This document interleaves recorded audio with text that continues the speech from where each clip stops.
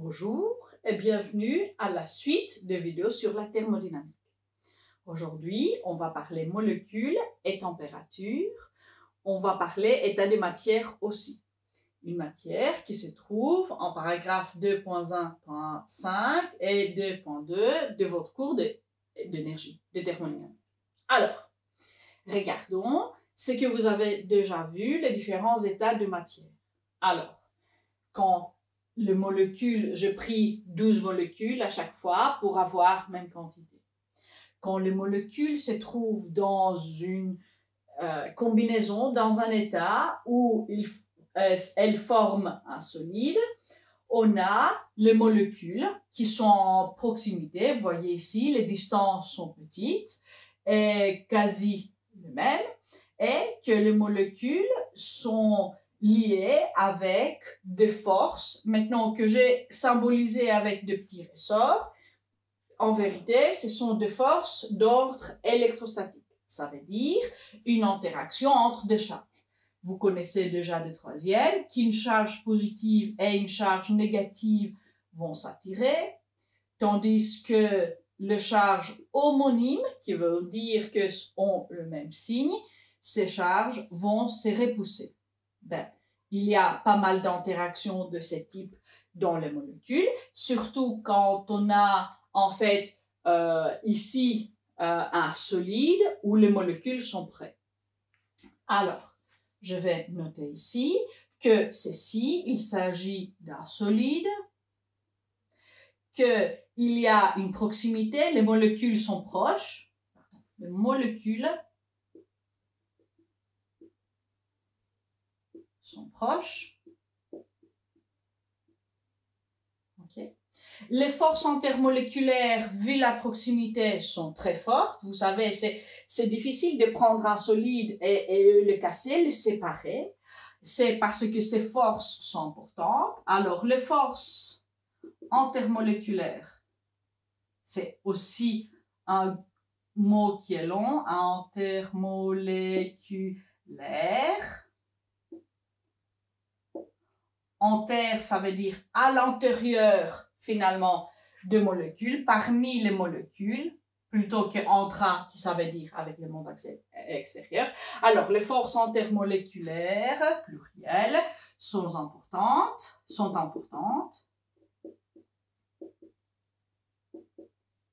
OK?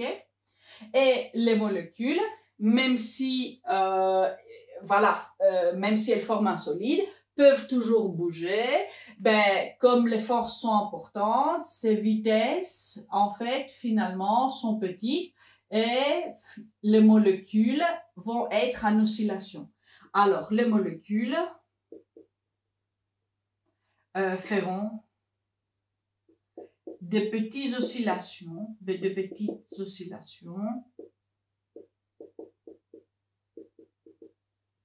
autour du centre d'équilibre.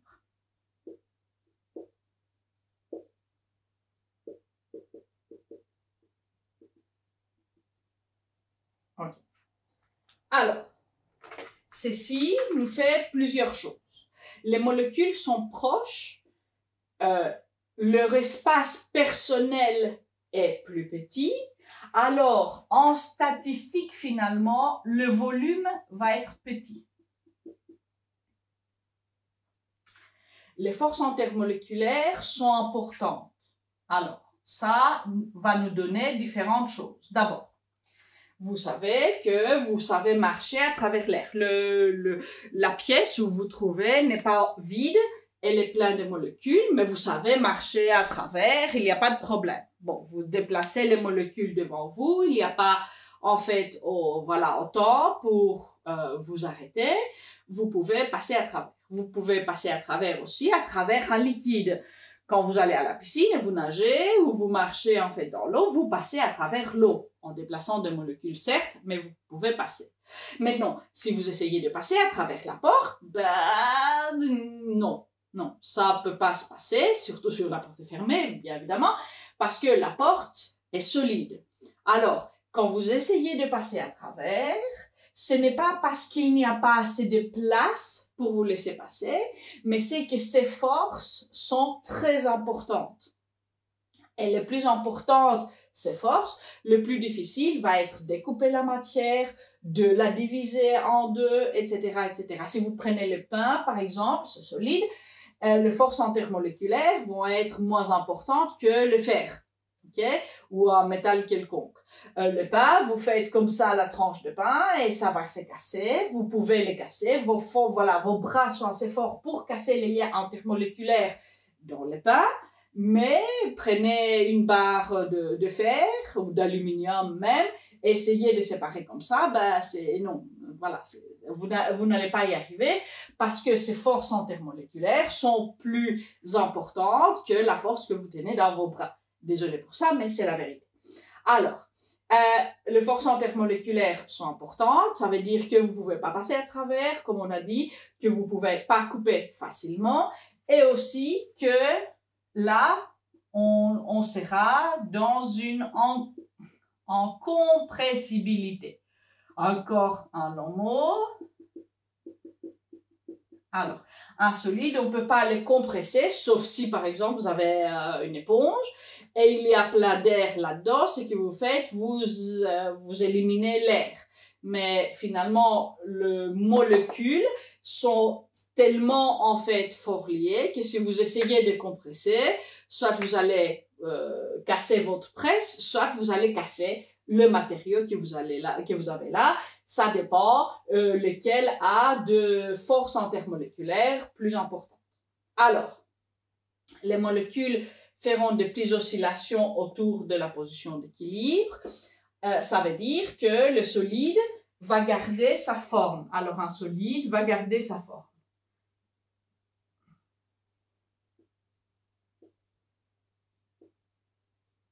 Alors, ça, c'est important. Maintenant, vous savez que vous avez un solide et si vous le chauffez, par exemple, prenons un glaçon, vous chauffez les glaçons, alors vous ajoutez de la chaleur, un corps chaud va donner de l'énergie. Quelle forme d'énergie on vient de voir? Énergie cinétique. Qu'est-ce qui va se passer? Le solide va chauffer, la température va monter. La température va monter finalement, pourquoi? Parce que le mouvement des molécules va accélérer. Alors, quand la température va monter, les molécules vont commencer à bouger de plus en plus. À un moment, ces mouvements, cette vitesse va être assez pour casser finalement les forces intermoléculaires. L'énergie cinétique qu'on a donnée va être plus grande que l'énergie potentielle dans ces liens. Alors, dans ces liens, il y a de l'énergie potentielle électrostatique. On n'a pas vu la formule, mais c'est une énergie potentielle. Quand on donne de chaleur, on donne de vitesse assez pour casser ces liens. Et quand on casse ces liens, on peut passer du solide au liquide. Alors, regardons ce qui va se passer avec le liquide. Alors, je dois quand même effacer un tout petit peu pour pouvoir écrire. Alors, vous allez me pardonner si j'efface un tout petit peu. Vous l'avez en tout cas en vidéo. Alors, qu'est-ce qui se passe pour le liquide? Les molécules sont plus distancées.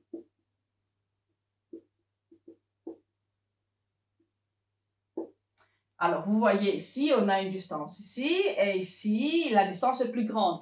Et un peu plus aléatoire. Dans le solide, on a, voilà, tous en rang, tous en ligne, je sais pas, mettons le main comme ça, tout le monde a le même écart. Dans les liquides, la vitesse et les différentes vitesses des molécules qui vont aller vers partout et vont les faire bouger comme ils veulent, c'est finalement en fait de distances qui en moyenne sont plus grandes, mais voilà, ça peut que deux molécules se trouvent à un moment plus près. Parce que les molécules maintenant sont libres de glisser l'une sur l'autre et d'aller aussi se cogner. Alors, les molécules sont plus distancées que dans les solides. ce qui fait que le volume est plus grand. Volume plus grand pour un nombre de molécules, ça veut dire aussi, ça va être aussi avec une masse volumique qui sera plus petite dans le liquide que la masse volumique dans le solide. Avec une petite exception, une anomalie de l'eau, peut-être vous l'avez vu en chimie, entre 0 et 4 degrés. Là, c'est une anomalie, mais en général, toutes les autres substances, et même l'eau en dehors de ces petites fenêtres, on aura que la masse volumique du liquide va être plus petite que la masse volumique du solide. C'est pour ça que vous mettez, en fait, voilà, un solide dans son liquide, si vous voulez, ben ça va rester en bas. Alors, on continue. On a dit les molécules sont plus espacées. Les forces intermoléculaires maintenant sont moins importantes parce que le plus les molécules sont espacées, le moins ils vont interagir. Énergie potentielle, finalement électrostatique, ça c'est une affaire de proximité. Alors, les forces intermoléculaires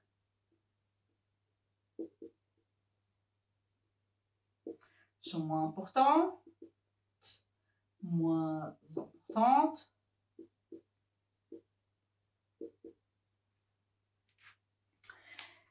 Ceci va faire que vous pouvez passer à travers un liquide. Pourquoi? Parce que vous pouvez entrer ici et comme les forces sont beaucoup moins importantes, vous pouvez en fait départager les molécules, envoyer une molécule d'un côté, une molécule de l'autre et passer à travers. C'est pour ça qu'on peut marcher, en fait, on peut passer à travers l'eau. Les molécules vont faire un autre mouvement, on leur a donné de chaleur, la température est montée, alors la vitesse est plus grande. Maintenant, la vitesse plus grande va être aussi vers des directions aléatoires. On aura plus de collisions, on aura des collisions finalement, dans un solide, on n'a pas vraiment, en fait, de grosses collisions, sauf de petites oscillations que les molécules peuvent taper sur l'une l'autre, mais bon, bref. Ici, on a un mouvement qui va être aléatoire, c'est qu'on appelle un mouvement brownien, que probablement vous avez vu en chimie, en mettant un peu de poivre sur une surface d'eau et regardez ce qui se passe aux petits grains de poivre qui vont bouger dans des directions que vous n'entendiez pas. Ce n'est pas en fait en droite ou voilà, ils vont pas faire une trajectoire prévisible. Alors, regardons maintenant en fait finalement l'effet du fait que les forces intermoléculaires sont moins importantes et les vitesses sont plus grandes, qu'un liquide ne va pas garder sa forme. Ce qu'il va faire, il va s'émettre en fait dans un conteneur pour remplir l'espace qui est plus bas. Pourquoi le plus bas? Parce qu'on a énergie potentielle gravifique dans tout ça. Les molécules ont une masse, ça veut dire que la Terre va les attirer vers le bas et les forces intermoléculaires vont être moins importantes finalement que la force de la Terre. Alors, ici, le liquide ne vont pas garder leur forme, garder une forme spécifique,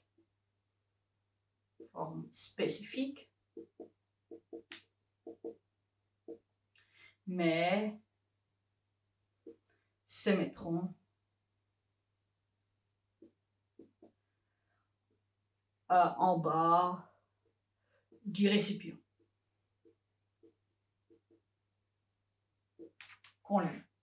Alors, voilà la différence entre les solides et les liquides causée par la température. Alors, c'est la température finalement, ou cet échange, cet apport en énergie cinétique qui va causer la différence.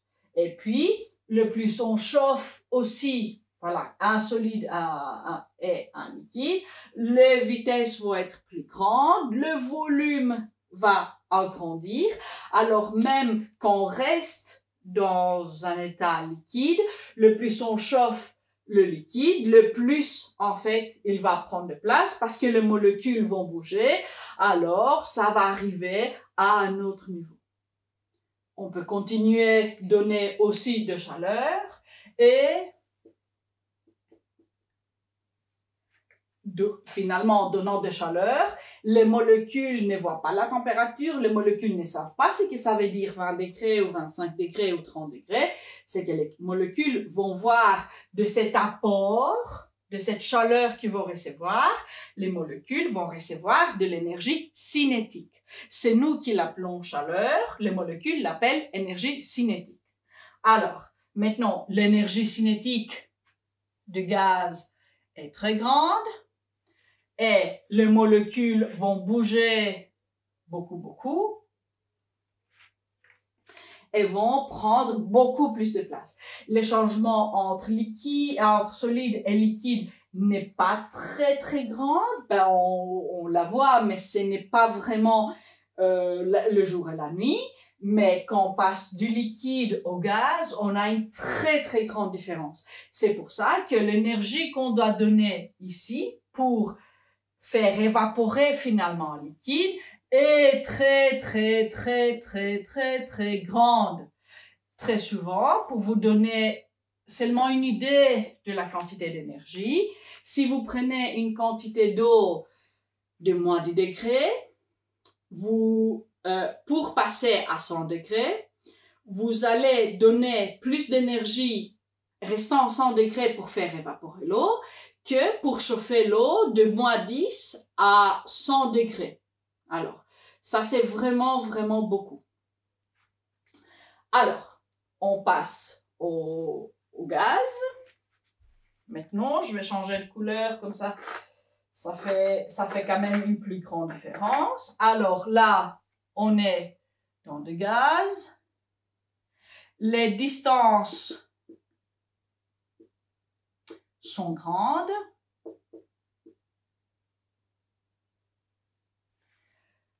C'est cette distanciation sociale, voilà, pour parler les lingots de ces jours, va faire que les forces vont être petites, très petites, et pour ce qu'on va appeler des gaz parfaits, négligeables.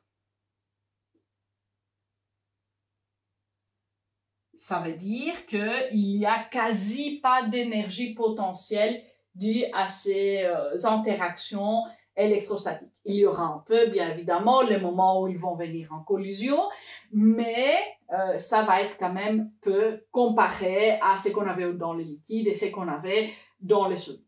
Alors, les distances sont grandes, les forces sont petites, vous pouvez passer à travers sans vraiment beaucoup de résistance. Vous savez que quand vous essayez de marcher dans la piscine à travers l'eau, vous avez une résistance, ben vous avez beaucoup moins en fait par les molécules de l'air parce que ces forces intermoléculaires que vous devez casser pour passer à travers un gaz sont vraiment beaucoup plus petites, voire négligeables. Maintenant, la vitesse et tout le bazar qui va se faire parce que chaque molécule, comme elle n'est pas liée avec une autre, va faire sa propre chose. C'est comme, voilà, les élèves, quand ils sont en récré, ben, ils font ce qu'ils veulent, chacun ce qu'ils veulent. Ça veut dire que ça va être, en fait, complètement aléatoire ce qui va se passer pour chaque molécule. On ne peut travailler que statistiquement. Alors, le mouvement est brownien. Brownien, ça veut dire imprévisible pour chacune des molécules. Et on ne peut que finalement travailler avec voilà, les valeurs statistiques. Le volume du gaz est grand. Grand volume. Ça veut dire que la masse volumique du gaz sera petite. Okay? Et la forme, ben, il n'y a pas de forme. Le gaz va remplir le conteneur où on le met. Alors, je vais noter ici, le gaz va remplir le conteneur où on le met. Et statistiquement, toute partie va être remplie de même nombre de molécules, statistiquement parlant. Si on prenait vraiment une photo où sont les molécules, ça va pas être exactement en fait même pour tout le temps, mais en gros, voilà, si on a par exemple ici, disons, tout un conteneur qui a 12 molécules d'air, si on sépare ça en 3 et voilà 4, qui fait 12 carrés si vous voulez, ben statistiquement, vous avez la possibilité de trouver une molécule dans chaque case. Ça va pas, comme on a dit, ça va pas toujours être le cas. Cette molécule, comme elle peut bouger, peut-être là, il y aura 2 à un moment. Mais, ben, si on parle de, voilà, de 10, 23 molécules, ben, d'abord, on peut pas faire ces petites cases 10, 23. Ça nous prendra quand même quasi toute notre vie. Alors, qu'est-ce qu'on a appris? On a appris que la matière, quand elle est solide, les molécules sont proches, les forces intermoléculaires sont importantes, le solide va garder sa forme parce que les molécules vont faire des petites oscillations, ne vont pas vraiment trop partir de leur place, en fait, donnée. Maintenant, quand on commence à monter la température, comment est-ce qu'on fait monter la température? En donnant de chaleur. Donnant de chaleur, qu'est-ce que c'est? C'est donnant d'énergie cinétique. Les molécules vont bouger les plus. Alors, le solide va augmenter de volume. Et à un moment, ces forces, en fait, intermoléculaires vont se casser parce que les vitesses vont devenir si importantes que les molécules vont échapper. Alors, là, notre matière va devenir liquide. Le liquide va avoir des distances qui sont plus grandes, distances intermoléculaires, que le solide. Le volume est plus grand, la masse volumique est plus petite et les forces intermoléculaires sont moins importantes. Le liquide va prendre la forme du récipient qu'on met et va rester en bas du récipient grâce aux forces de gravitation. Maintenant, on va avancer et on continue à donner de chaleur. Le liquide va augmenter la vitesse. En fait, les molécules du liquide vont avoir plus de vitesse. Ça veut dire que le liquide va gonfler, va se dilater jusqu'au moment où ça va commencer à s'évaporer et on aura un gaz qui va prendre vraiment beaucoup de place, qui va prendre tout l'espace disponible dans son conteneur.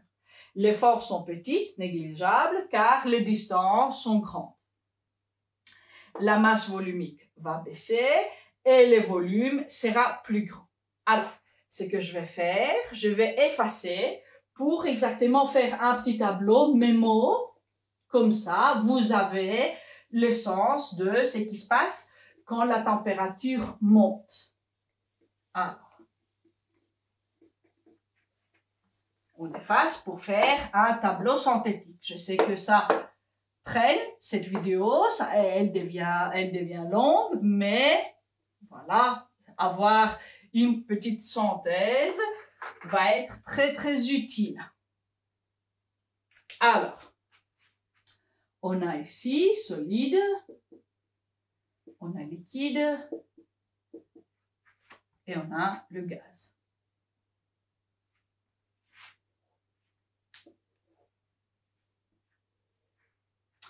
On commence par les distances intermoléculaires. Okay. Le volume, la masse volumique qui sont associées à ces distances. Et puis, on va parler force. Les forces intermoléculaires, les vitesses,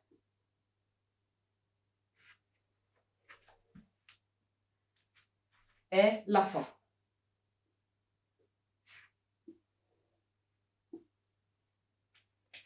Alors, les distances intermoléculaires dans un solide sont très petites. Alors, je montre avec deux flèches vers le bas. Le volume de solide est aussi petit. Rho, la masse volumique, va être très grande parce que c'est la masse sur le volume. Je vous rappelle que Rho, la masse volumique, c'est la masse sur le volume.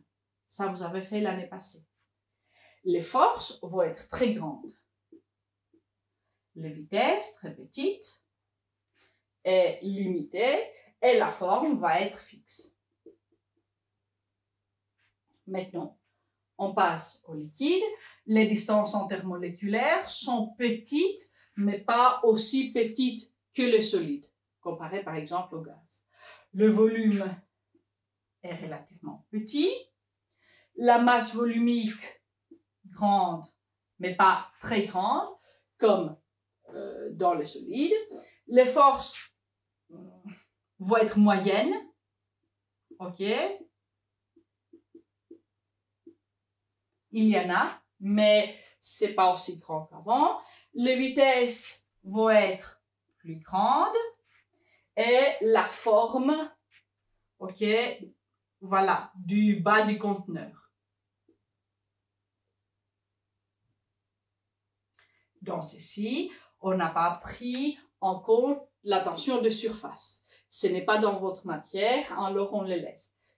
Seulement un mot, la tension de surface, c'est ce qui fait, par exemple, une goutte d'eau de prendre une forme sphérique quand on se trouve sur une surface de la table, etc.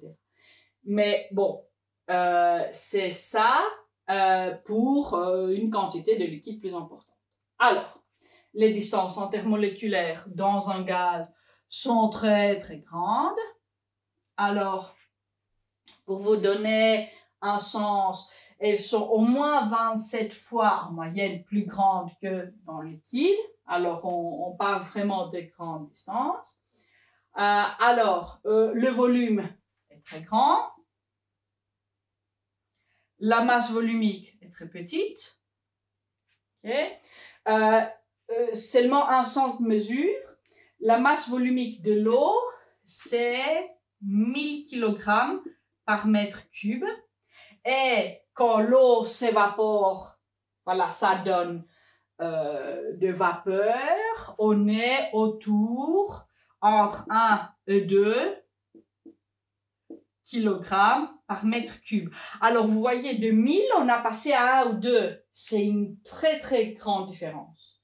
Tandis qu'ici, c'est pas vraiment une différence pour tout casser. Mais là, c'est une différence vraiment essentielle. Maintenant, les forces sont négligeables, même si elles sont toujours là, et on va voir comment on va le faire plus grande ou le faire plus petite. Alors, les vitesses sont hyper grandes. Quand on parle hyper grande, pour vous donner un sens, on parle de molécules dans un local qui est à 20 degrés, qui vont dépasser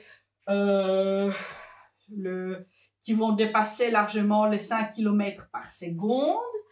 Les molécules autour de vous vont bouger en fait très très vite dans le gaz, là où ici c'est vraiment minime.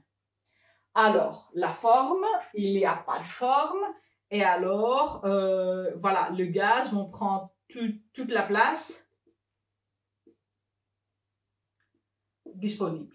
Alors, toute la place dispo dans le conteneur où on les met. Maintenant, comment est-ce que ça fait qu'on peut passer d'un à l'autre? Ben, ça, c'est en donnant de chaleur.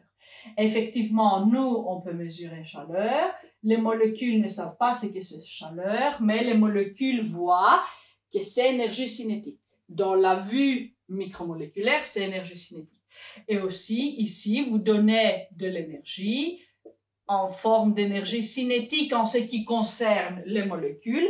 Vous ne voyez pas cette énergie cinétique, vous ne mesurez que, la chaleur. Et alors, ce qui se passe, c'est que la direction de montée de température, c'est comme ça. Alors, la température monte comme ça. Pour passer de solide à liquide à gaz, on doit monter la température. Ça, vous le connaissez. Vous avez un glaçon, vous le sortez du congélateur et vous le mettez dans un local de 20 degrés Celsius, disons la cuisine, eh ben, il va fondre. Voilà, il va changer d'état parce que l'air va donner de l'énergie cinétique, la température du glaçon va monter. Maintenant, si on va de l'autre côté, si on met au frigo, on va passer du gaz au liquide, solide, etc. dans le congélateur. Est-ce qu'on peut descendre pour toujours? La réponse est non. On peut pas descendre pour toujours. À un moment, ces vitesses vont devenir zéro, nul, rien. Zilts, je sais pas, voilà, que dalle, je sais pas. Bon, comment le dire, mais c'est ça, se passe, les zéros mouvements de molécules se passent à une température qu'on appelle les zéros absolus. Zéro absolu. C'est une température théorique plutôt, on n'y est pas arrivé, on n'a pas vu en fait le zéro absolu là où il y a de la matière. Dans le vide, c'est facile, il n'y a pas de molécules, alors rien ne bouge, mais on est arrivé tout près. Maintenant, ces zéro absolu, c'est à une température de 273,15 avec un moins devant Celsius, et ça, c'est la base d'une nouvelle échelle, l'échelle Kelvin. Mais ça, je laisse pour une autre vidéo pour vous expliquer avec un petit exercice. Pour le moment, je vous dis au revoir et bon repos avec cette longue vidéo. Ciao!